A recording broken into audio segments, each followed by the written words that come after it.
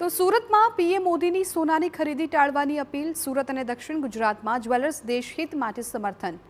સુરતના જ્વેલર્સ દીપક ચોકસીનું સમગ્ર મામલે નિવેદન સામે આવ્યું. જ્વેલરી ઉદ્યોગમાં અંદાજે 8 કરોડ લોકોની રોજગારી દાવ પર. ટેરિફ અને વધતા ભાવને કારણે જ્વેલરી ઉદ્યોગમાં મંદીનો માહોલ. જ્વેલરી ઉદ્યોગમાં વેચાણમાં 40%નો ધરખમ ઘટાડો નોંધાયો.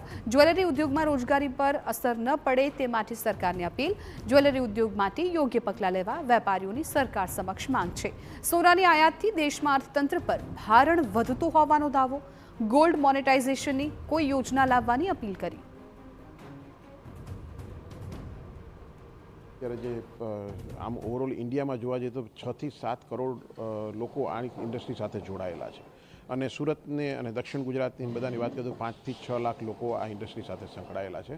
તો આ ઇન્ડસ્ટ્રીઝ માટેના એ લોકોના ફેમિલી માટેનો એ લોકોનું ડેઇલીનું કારભાર ચલાવવા માટેના જે મેટર છે એના માટે કંઈ ના કંઈ અંશે જે જ્વેલરી ફિલ્ડ ચાલવું જોઈએ એ કંઈ ના કંઈ સ્ટોપ થઈ જાય. લાસ્ટ ઘણા વખતે ટેરિફ હતું એટલે ટેરિફ અને યુદ્ધનું માહોલના હિસાબે સોના ચાંદીના ભાવો વધેલા હતા.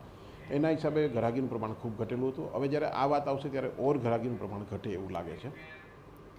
અને હવે